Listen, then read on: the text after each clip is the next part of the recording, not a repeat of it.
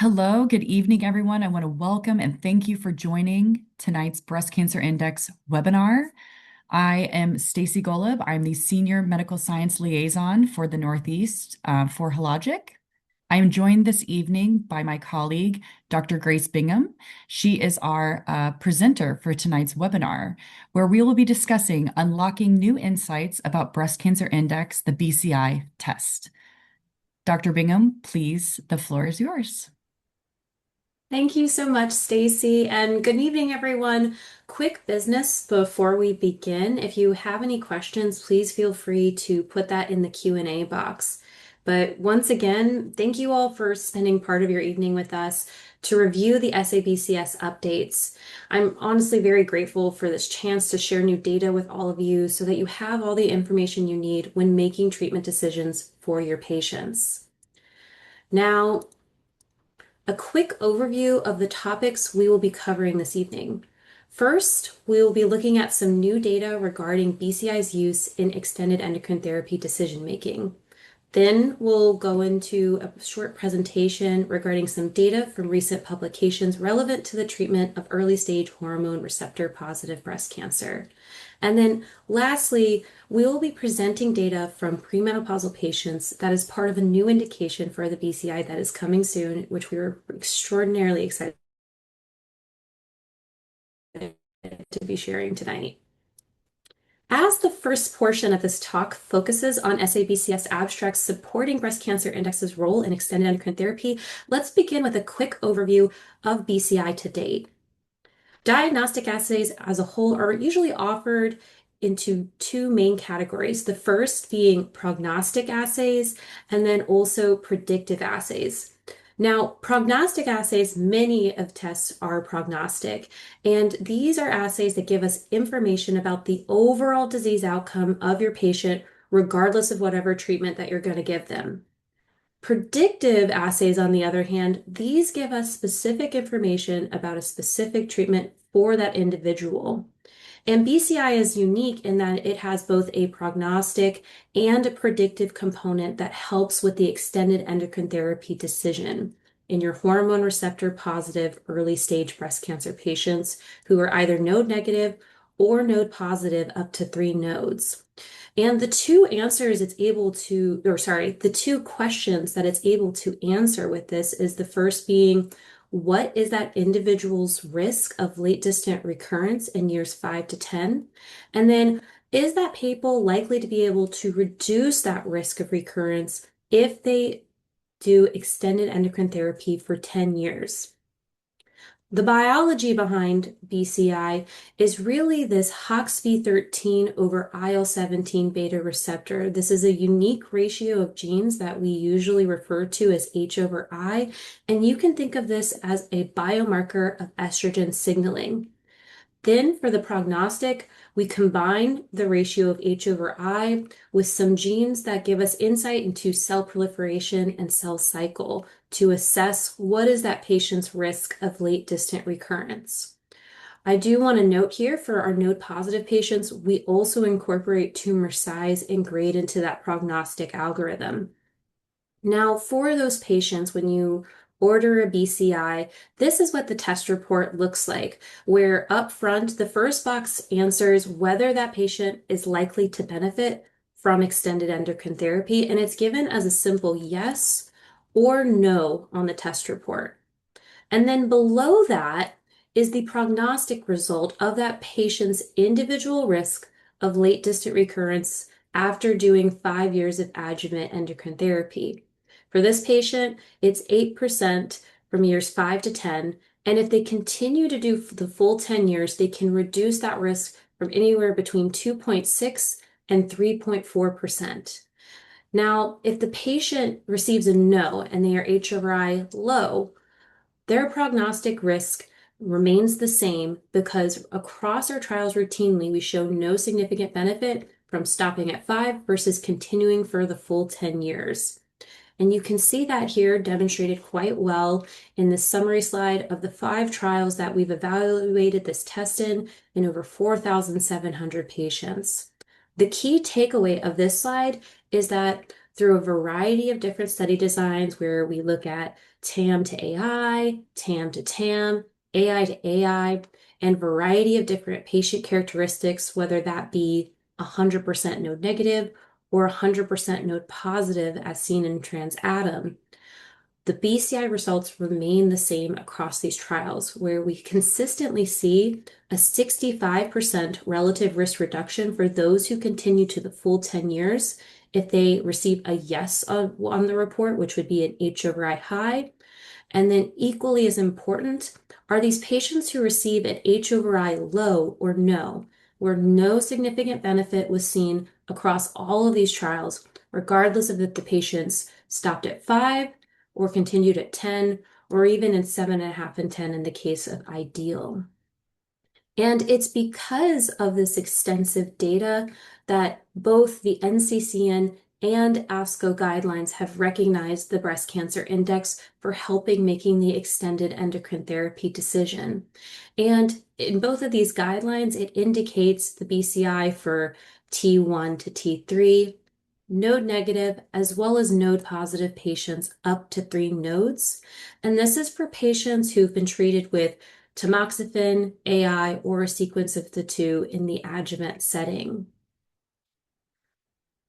Looking at all of the tests available to you as outlined here by the NCCN, you can see that all of these tests have data supporting their use for prognosis, but only 2 of these tests have predictive capabilities, and that is the Oncotype DX, which I'm sure this audience is very familiar with for its use in predicting chemotherapy benefit in the adjuvant setting alone.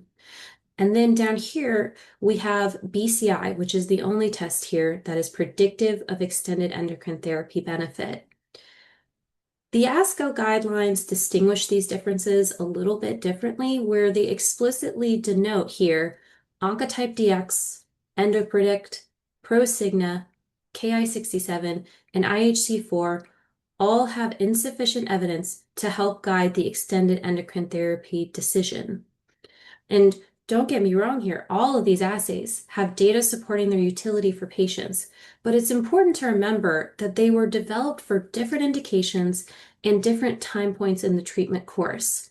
And these recommendations are based on the data. Here you can see an analysis that was done independently that sought to look at the prognostic ability of all these different assays. And here the investigators were actually able to directly compare Oncotype DX and the breast cancer index prognostic capability. And in TransAttack, they found that Oncotype, although significant for 0 to 5 prognosis, it was not significant at prognostically for years 5 to 10 in the late setting. On the other hand, BCI demonstrated increased prognostic accuracy compared to Oncotype and was significant in the late setting years 5 to 10. And this is important because if we look at another analysis from that TransAttack study and we re-stratify Oncotype low patients, it was actually found that 27% of those patients were high risk by BCI, which was the significant assay for late distant recurrence. Now, what does this mean? It means that patients are not a monolith. Some may have low risk of reoccurrence in years 0 to 5, but remain high risk for late distant reoccurrence. Others may be high risk in both time periods. You can only objectively distinguish these patterns when genomic assays are used for their intended indication and timeframes, rather than assuming one test or metric fully captures all phases of this risk.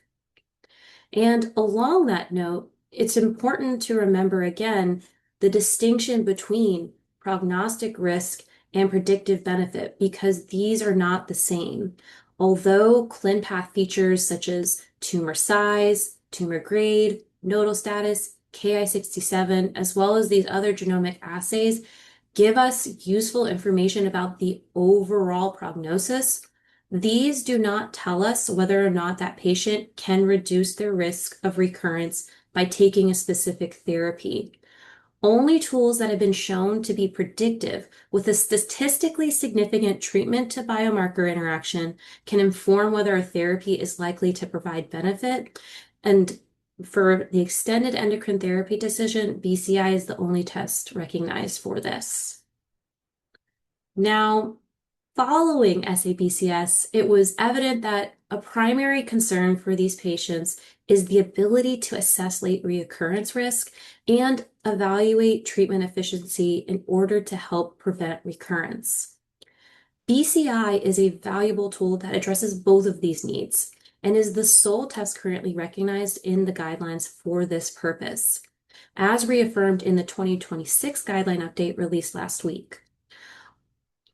Although BCI is the only assay recognized and the most extensively validated, we still remain very committed to expanding the evidence of our assay and doing more studies to better understand how it works in different subsets of patients, which has led to the 11 abstracts that were presented at this past SABCS. Here you can see all of the titles. Some were external, and as we love to collaborate with our healthcare provider counterparts, there were also some external disclosures. And today we will be highlighting just a few of them for the sake of time. Starting with a comparison of the predictive capabilities of Oncotype DX and BCI. Earlier, we were focusing on how these assays compare in terms of their prognostic performance. Here, the concordance between the predictive results of these assays were evaluated, given the importance of Oncotype in the adjuvant setting and the fact that these are the only tests recognized by the guideline with predictive utility. So, to investigate the relationship between BCI and Oncotype recurrence score, hormone receptor positive, HER2 negative patients with available Oncotype results were identified from the full BCI registry. Now, the BCI registry is a survey-based study of over 3,000 patients, evaluating patient outcomes, adherence, as well as decision impact. From that cohort, 1,238 patients were identified who had both a BCI and Oncotype result. These patients were then split by the reoccurrence score as seen here, as well as if they were over or under the age of 50 for this analysis. Here you can see the results, which show a low concordance between BCI predictive and Oncotype RS, with those percentages of discordant predictions encircled here. In the rightmost column, we see patients highlighted in purple who were not recommended to benefit from chemo, but were predicted to benefit from extended endocrine therapy. Conversely, in the middle column, here in the blue, we see patients who were recommended to benefit from chemo, but predicted not to benefit from extended endocrine therapy. If we focus on those patients who were older than 50 years old, which was the majority of the cohort, we can see really exemplified here in these diagrams that these are not a one-to-one comparison. On the left, we see from the patients who were predicted not to benefit from chemo by Oncotype, 29% were actually likely to benefit from extended endocrine therapy. And then on the right, we see from the patients who were predicted to benefit from chemo, 39% were predicted not to benefit from extended endocrine therapy. Taken together, these data reaffirm the need for a personalized approach. There are not just two options for patients where there are those who will benefit from all therapeutic interventions or none at all. Rather, there are four distinct treatment strategies to consider. Either the patient will need both chemo and extended endocrine therapy for 10 years. Maybe they only need 5 years of adjuvant endocrine therapy, or maybe just chemo, or they just need 10 years of endocrine therapy. You do not know until you use these assays for their specific indication. Now moving to our next study, we'll be covering a study that evaluated the prognostic performance of the breast cancer index in patients with early stage hormone receptor positive, HER2 positive breast cancer who were treated with an adjuvant trastuzumab-based chemotherapy approach from the Alliance trial. For this, the BCI prognostic performance was evaluated for distance recurrence-free interval in 447 patients from the Alliance trial, with a median follow-up time of 12.7 years. On the left, you see a diagram of overall distant recurrence for both node negative and node positive patients. And you can see here that BCI did a great job of stratifying for low versus high risk patients. And we do see that this is a significant difference with a p-value of 0.038. And most impressively, even when we perform statistics and multivariable analysis adjusting for age, treatment, and nodal status, this remains significant with a p-value of 0.02. Now, those results are very encouraging. I do think it is important to highlight for this study that the Alliance trial had high-risk patients. 60% were high-grade T2 or higher, and 84% were node positive. As such, the majority of the BCI cohort was identified as high risk, here 83%. And given this, we are exploring further optimization of the cut point and seeking validation in other cohorts. But nevertheless, this data is very encouraging and shows that BCI may provide 10-year prognostic utility for these HER2 positive patients receiving anti-HER2 therapy. Another population that we canonically think of as being at high risk are those patients with pathogenic variants such as BRCA1, BRCA2, and CHEK2. Given BCI's established role in assessing endocrine sensitivity and predicting benefit from extended endocrine therapy, this study's aim to compare BCI results in patients with germline mutations versus those with sporadic disease. BCI results from 122 patients with germline pathogenic variants were collected in collaboration with the Mayo Clinic, for which you can see the breakdown of in this following table, and compared to 2,563 patients from the BCI registry representing sporadic cases. Here you can see those results, and I know this slide is a bit overwhelming, but we're going to walk through it together. So the various colors that you see on this slide represent the different kind of BCI reports you could receive. That being a high risk of distant recurrence or low risk of distant recurrence, and a yes or no likely to benefit from extended endocrine therapy. I'm next going to ask you all to focus on the left side of the screen where we see the BCI registry representing sporadic cases. So this distribution of test reports is actually what we see in our previous trials, where most patients, 42.7% here, fall into those who are low risk of distant recurrence and not likely to benefit from extended endocrine therapy. Then the vast majority of the rest of the patients are some form of high risk and equally split between those who are likely to benefit from extended endocrine therapy and those who are not.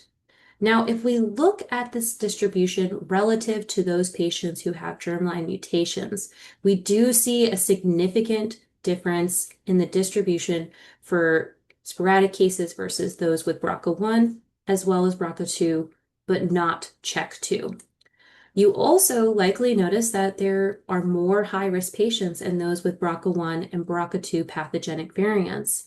And even more so in this BRCA1, we see that there is an enrichment of patients who were at high risk and determined to benefit from extended endocrine therapy by BCI, really highlighting the heterogeneity in these groups and the value of using a genomic assay like BCI to distinguish those who are truly at high risk and those who are not.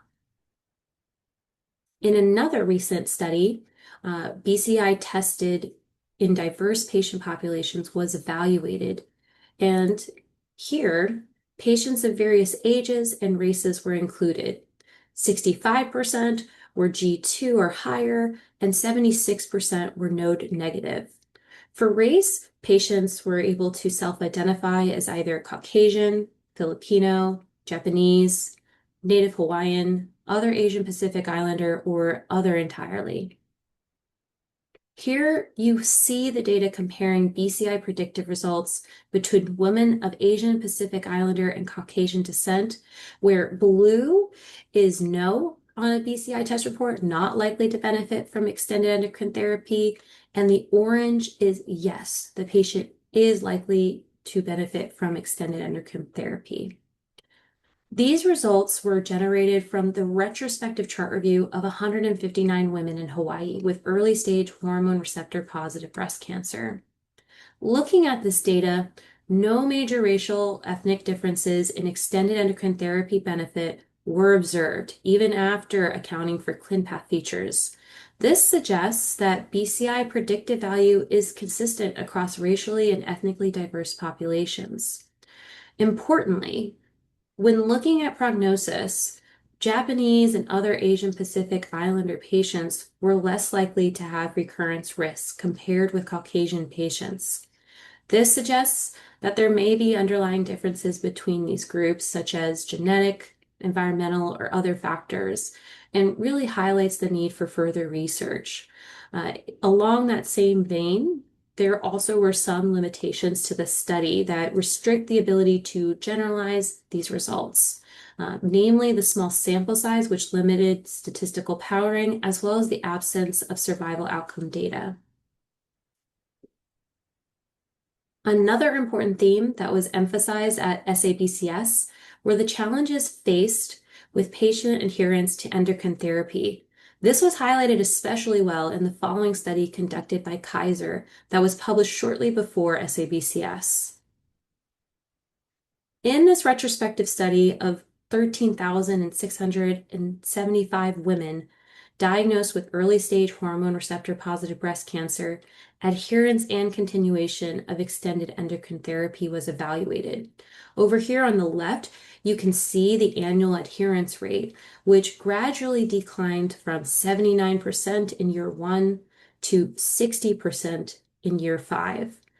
Then there was this dramatic drop off from year 5 to 6 to 23%, likely in part due to the decision of whether or not to extend to endocrine therapy.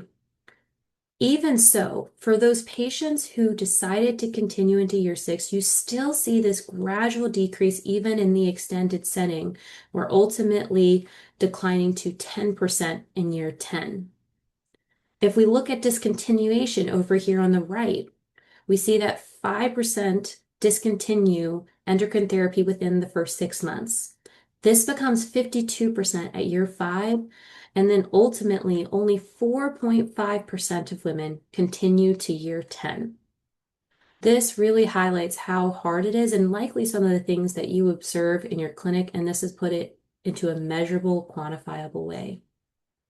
And women discontinue endocrine therapy for a variety of reasons, whether it be side effects, they do not like the format the drug is taken in, or as we are particularly interested in Hologic, this 22% of women who weren't even sure the therapy was helping them.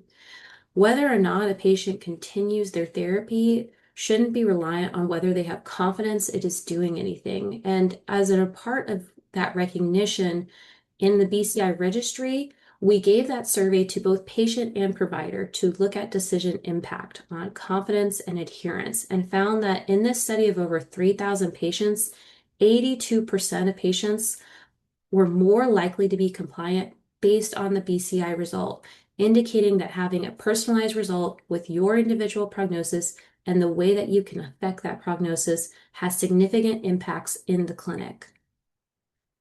Taken together, looking at both the study performed by Kaiser as well as the separate BCI registry study, this work was able to quantify that decline in endocrine therapy adherence, denoting a dramatic decline from years 5 to 6, when the decision to extend is usually being made, and continued decline into year 10. We know that adherence is essential for efficacy of these treatments, and this study reveals a significant point in care where patients can further reduce their risk. Based on results from the BCI registry, genomic testing with personalized results may help with adherence and encourage compliance. Now, if I can return to that drop in adherence observed between years 5 and 6, That particular data point really emphasizes another topic frequently discussed in the field, and that is whether to extend endocrine therapy at all, and if so, for how long. This exact question led to the following meta-analysis conducted by the Early Breast Cancer Trials Collaborative Group, which sought to evaluate the effect of extending endocrine therapy on recurrence risk. Here, they pulled over 22,000 postmenopausal patients from 12 randomized trials, and each patient had already completed 5 years of endocrine therapy and were either randomized to a placebo arm or further treatment with an aromatase inhibitor.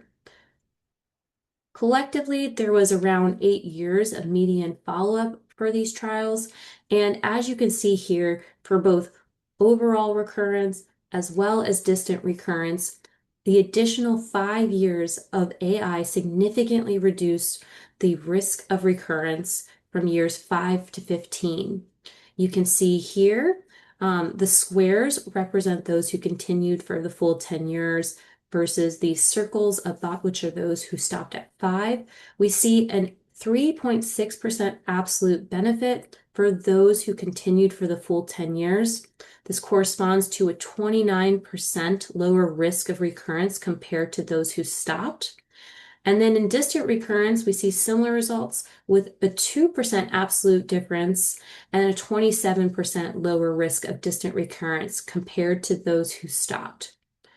Interestingly, this study also included patients who were extended with either 2, 3, or 5 years. So in other words, looking at patients who received 5, 7, and 10 years of endocrine therapy.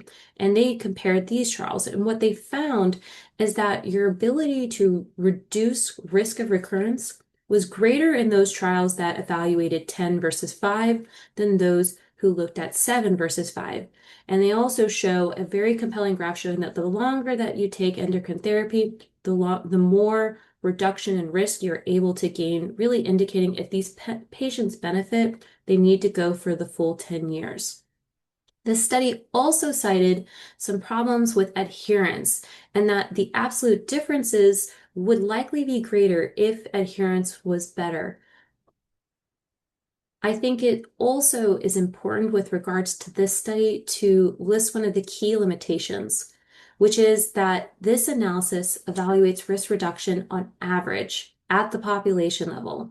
In contrast, risk reduction might have been enriched through biomarker-based stratification at the individual patient level, underscoring the importance of incorporating biomarkers into these treatment decisions. And we see that in the translational studies of BCI, where the absolute benefit of the total cohort increases in the subset of patients predicted to benefit. Interestingly enough, 3 of the 5 parent trials, MA17, IDEAL, and B42, were used for the BCI validation, were also included in that meta-analysis we just went through that showed the 27% distant recurrence reduction. Whereas we see across our trials closer to 65% relative risk reduction. If we look at the BCI translational study of IDEAL, we can see this very clearly. So we're going to walk through some of that data right now. So here you see the study design for IDEAL, and we were able to gain access to 908 of those patient samples.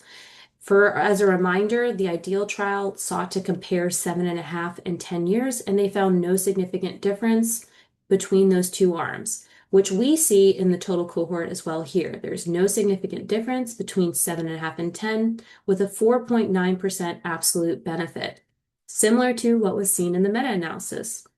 However, when we subset these patients based off of their BCI results of being either an H/I low or no, and H/I high or yes, we see that that absolute benefit almost doubles and is also significantly different for those who continue to 10 years, and then there's no significant difference for these no's. For those who went to 10 years versus stopping at 7.5, that was a 58% relative risk reduction. And this is in comparison to the 5 versus 10s, where it's normally 65% relative risk reduction. Again, really emphasizing the power of using a genomic assay to identify those who can gain benefit from extending their therapy.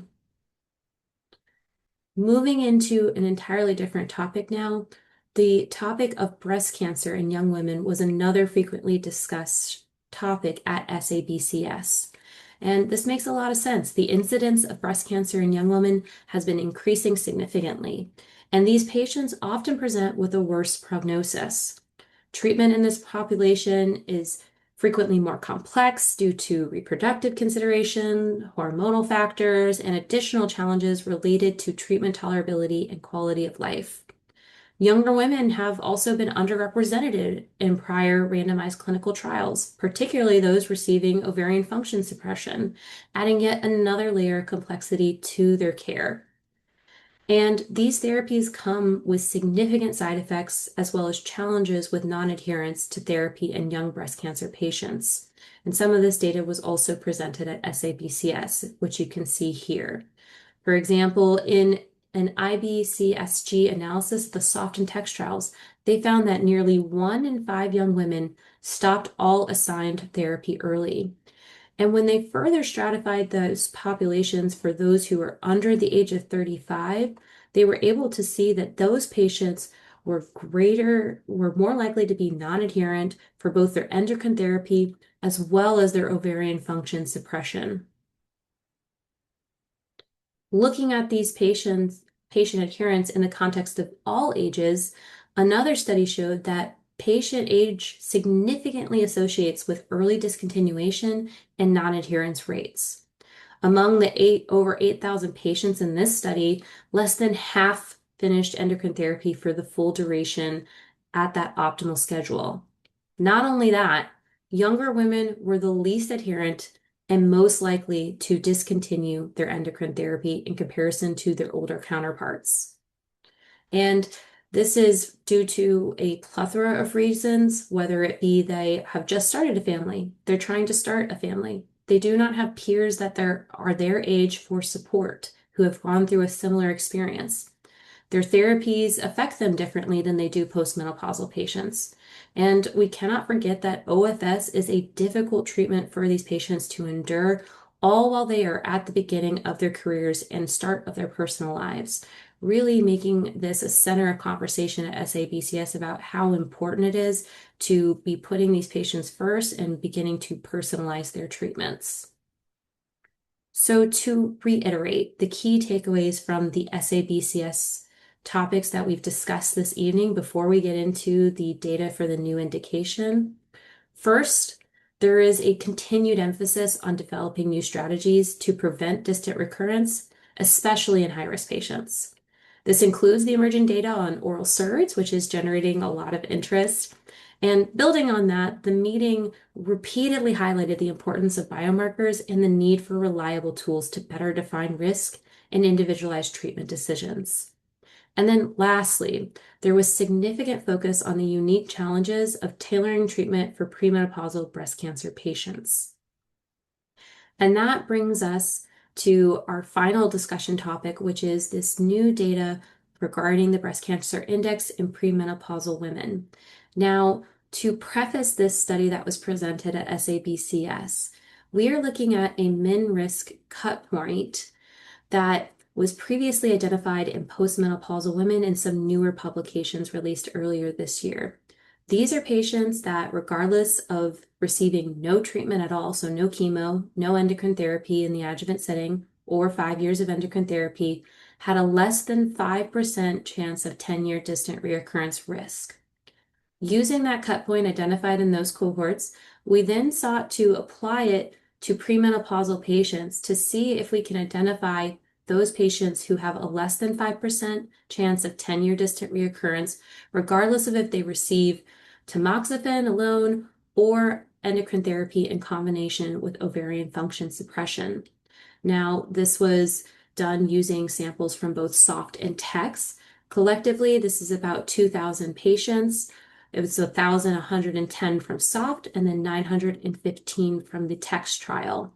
For the primary endpoint, we were assessing distant recurrence-free interval, and the median follow-up was 12 to 13 years, respectively. Here, we're first going to go walk through each of the arms, starting with the tamoxifen alone arm. So again, the objective here is to see whether or not our new cut point appropriately prognosticates those who have less than 5% chance of 10-year distant reoccurrence. Here you can see the patient characteristics on the left of this particular arm, which includes 383 patients. And then we have high risk in red, intermediate risk in green, low risk in black. And then this dotted line is really the most important. This is our minimal risk category. And in this arm, they had a 3.5% 10-year distant reoccurrence, which is again less than that 5%. So aligned with our previous data and accounted for 16.2% of patients in this arm. Moving into the next arm. So again, a lot of these premenopausal patients, they don't receive tamoxifen alone. They receive some form of endocrine therapy in combination with ovarian function suppression. And we wanted to see whether this min-res category still identifies those patients as being less than 5% 10-year distant recurrence risk. And here, these patients had 1.7% 10-year distant reoccurrence risk and was 18.6% of this patient arm. Now, as we all know, an assay is only as good if we're able to validate it in multiple cohorts. And so to that end, we also looked at this in the text arm with similar treatment strategies, again, looking at either AI or tamoxifen with OFS.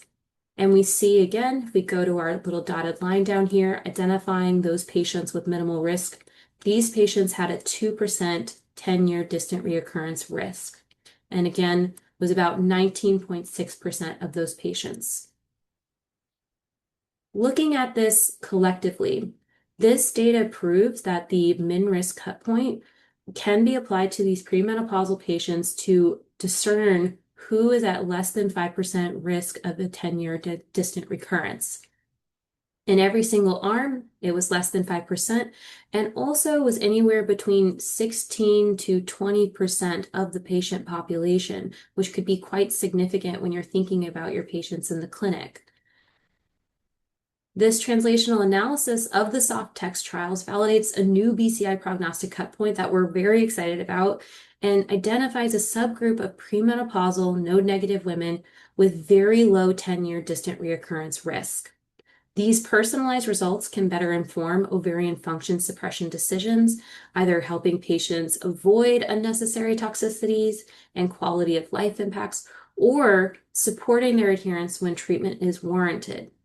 The findings further reinforce BCI's established role as the leading genomic assay for extended endocrine therapy decision-making and really highlights its expanding utility to enable more personalized treatment strategies as the updated test becomes commercially available in the coming months. Now, this will be the last slide for our talk. So to summarize everything that we've discussed this evening, the Breast Cancer Index remains the leading guideline recognized and extensively validated assay for guiding extended endocrine therapy with demonstrated impact on clinical decision-making. Given that many women discontinue endocrine therapy before 5 years, new data supporting expanded uses of BCI will enable more personalized decisions earlier in the treatment course, helping patients avoid unnecessary side effects or conversely committing them to their treatment plan from the outset, which we are very excited about and will be coming soon. So please expect more information from us in the coming months. And with that, I will once again thank you all for your time. Continue to submit questions in the Q&A box. And if you have any questions you don't feel comfortable asking live here, please feel free to submit them to the medical_education_dxs@hologic.com. Thank you so much, Dr. Bingham. That was a fantastic summary, not only of data that was discussed at SABCS, but also the abstracts that were also released from the Breast Cancer Index test. So really wonderful job, and thank you so much. We've had a number of questions come into the Q&A chat box, which is great. We have about 19 minutes or so to get through some of these questions, so let's get started.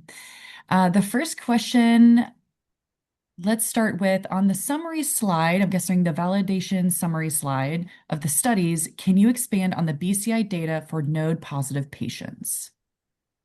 Yeah, absolutely. And that's a great question that we frequently get. And honestly, it's surprising because I feel like we have a lot of robust data in the node positive space. Uh, Pulling up this slide, I think it's really helpful. I'm a visual learner, and across our studies, we have over 2,500 samples that are node positive. And as you can see here, node positive patients are very well represented across all of our different validation trials. Interestingly, we went through ideal in great length during this conversation, which was 73% node positive, but I think our most compelling is this 100% node positive population from Transatom, where if you can recall those bar charts where we see the yes and the no, that huge dichotomy, it's very similar in Transatom, where it's about 9.7% absolute benefit for those who are a yes, and then it's actually negative 1.2 for those who are no, although there is no significant difference. So I think we have very strong data in the node positive space, and I think that's also why the guidelines, both sets, recognize this. And even in the 2026 update by NCCN, they actually expanded upon our node positive data and listed even more of it within the guidelines. Yes, excellent. That was a great summary, I think. Moving along, let's get into maybe some of the more topical discussions at SABCS.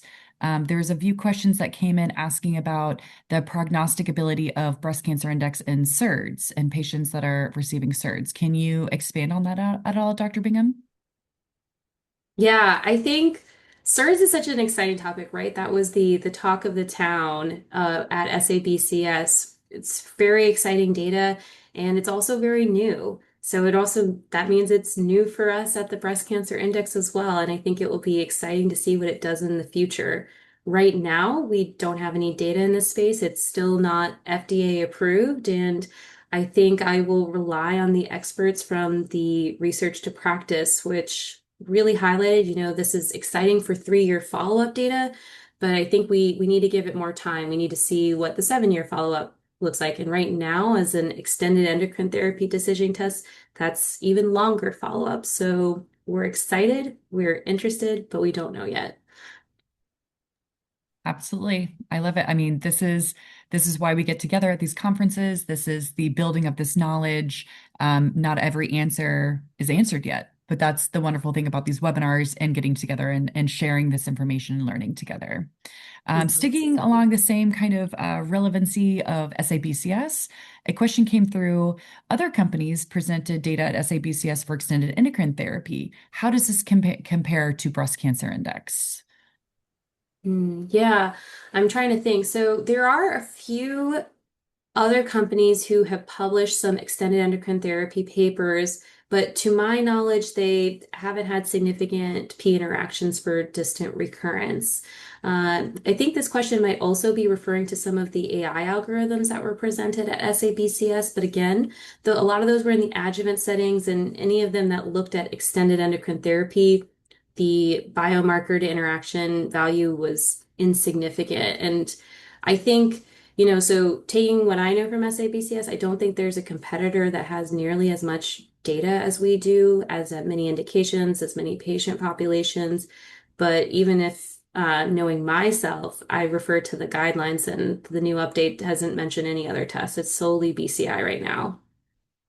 That's But an it's a good excellent point. question. Yeah, it's a great question, and I think that's important. The guidelines are there. They take a lot of that legwork out of it, right? All of that looking through the data, coming through the data, having experts on their panel, um, and providing really good guidelines for providers.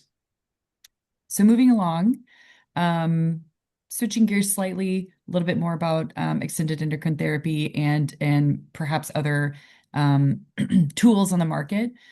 What are your thoughts on CTS5 informing extended endocrine therapy decisions? Yeah, a lot of people ask that question surprisingly. So CTS5 it's a prognostic tool. So it's similar to when we were discussing ClinPath features. These are really great at prognosticating and giving us an idea of the whole clinical picture, but they don't tell us anything about how these treatments are going to affect that recurrence risk. So I don't think it can replace a test like BCI, and we've actually even done head-to-head comparisons with CTS5.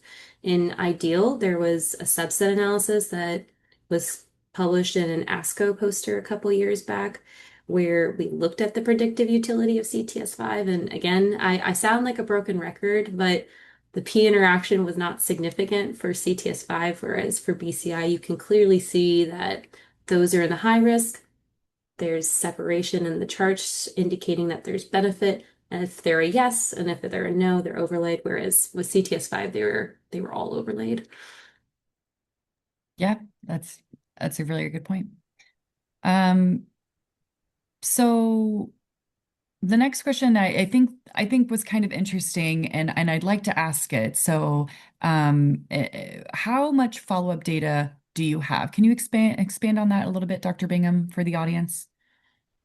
Yeah, I'm curious if they're asking about the newer data, so the last part that I Mhm. presented with the minimal risk, or for the extended endocrine therapy. It was asked midway-ish, but you know what? Why can you answer both of those? I think that would be useful for the audience. Can you expand on maybe both aspects of that, not knowing this person can't respond and expand on and clarify Yeah, it? yeah. So maybe both. Yeah, so for the min risk, we had 12 to 13 year follow-up from soft and text, and we are looking at the 15-year follow-up. So it's just gonna, as the data keeps rolling out, we're gonna continue to look at it. Regarding extended endocrine therapy, we've been doing this for many, many years, and we have looked at many different cohorts, which has given us the ability to have extensive follow-up. Uh, Namely, I can think of off the top of my head, Transatom, we have 17 years of follow-up. And then with Ideal, we have 15 years. I think the other key point I want to emphasize here is that we do have extensive follow-up to show the validity of our tests. But at the end of the day, we aren't selling a crystal ball to say whether or not a patient is going to recur, just whether or not a therapy is going to help reduce that risk. So I think that's an important distinguishment that I want to add to that question. I think you phrased that really well. It's a tool. It's another piece of information that can help make these decisions for the patient and the provider to come together and make these decisions. I think that was really well said. Um, Another question that I think comes up sometimes, so I would like to get to this one. When in their course of treatment should one do the BCI at the end of the 5 years or at a point prior? Yeah, that's an excellent question. So people right now currently order BCI at many different times, anything from, 3 years to 9 years.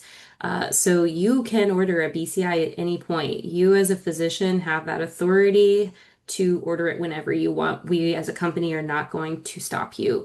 With the new indication, given that it's helping with OFS decision making, and then in the case of postmenopausal patients, it will be talking about adjuvant endocrine therapy. You would be able to order the test at diagnosis.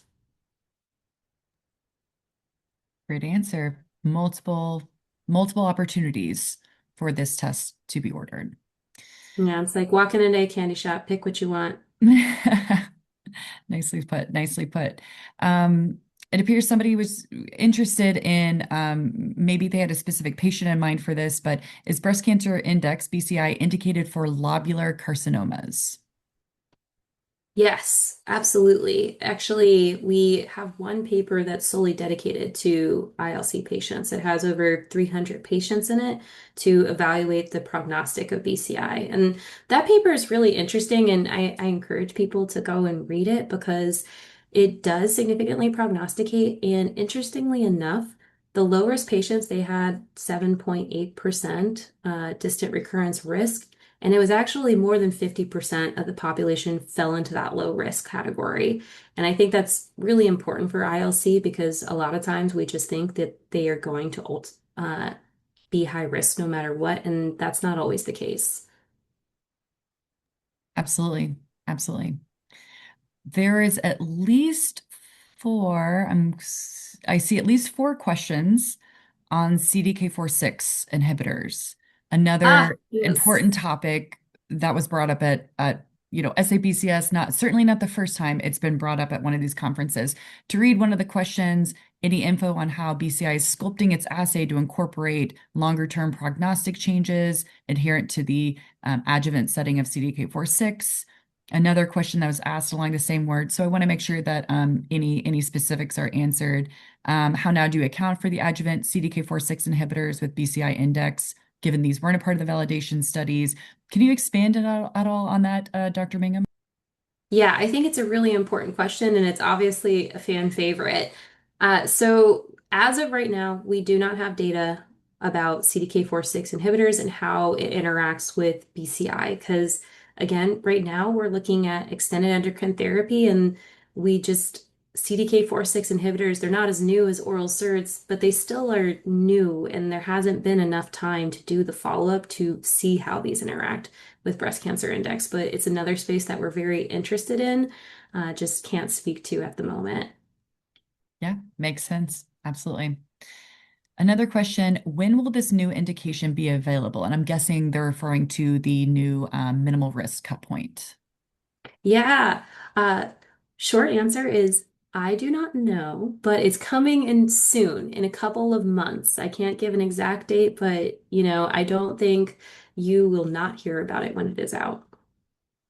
Yes, stay tuned, I think is the short answer of it. And I think this highlights that it definitely will be interesting for providers if it's being asked when it's available.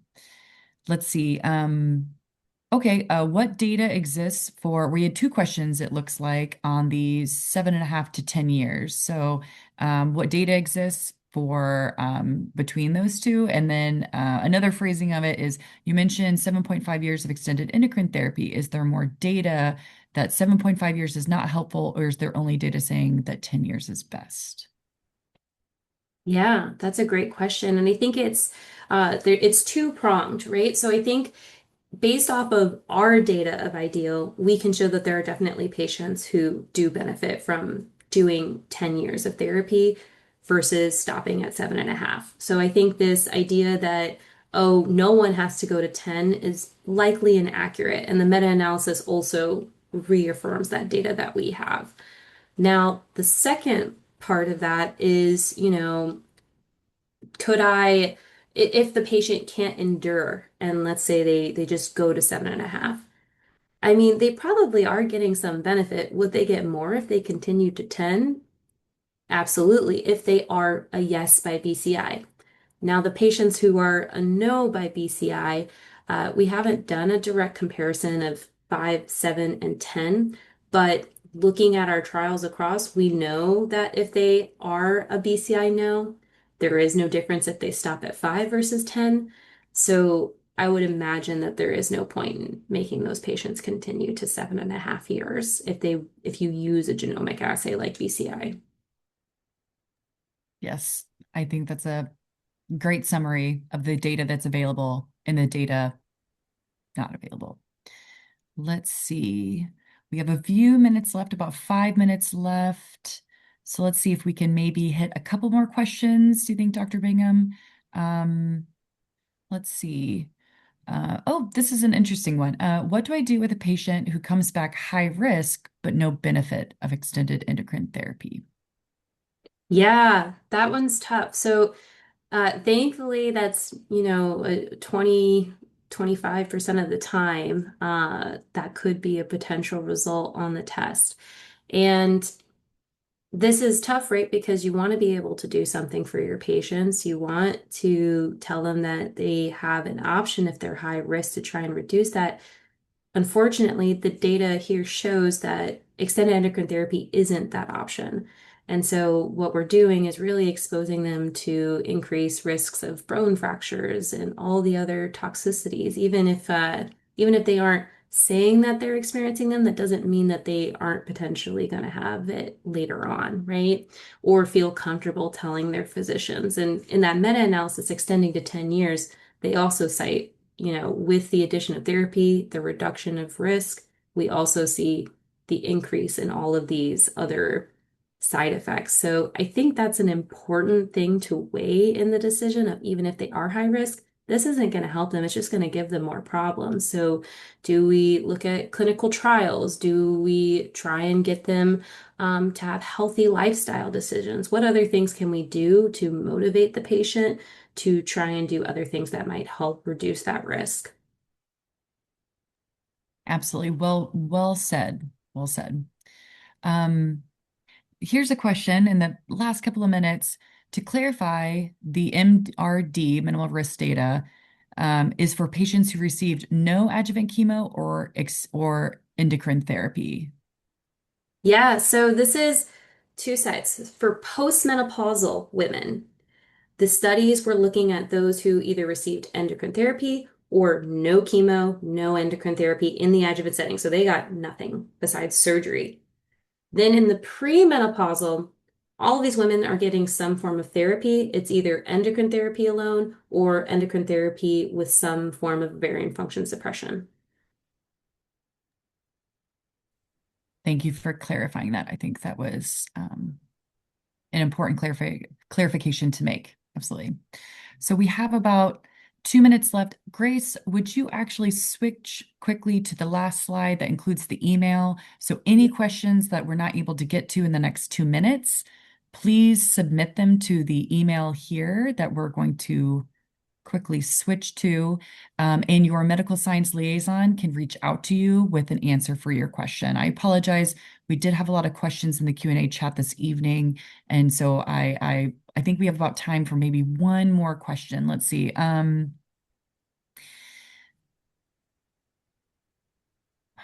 A lot of really great questions. So I hope everybody can send their questions to the email here if we're not able to get to them. But I think one that was asked that I'm also interested in. Are you looking at ctDNA?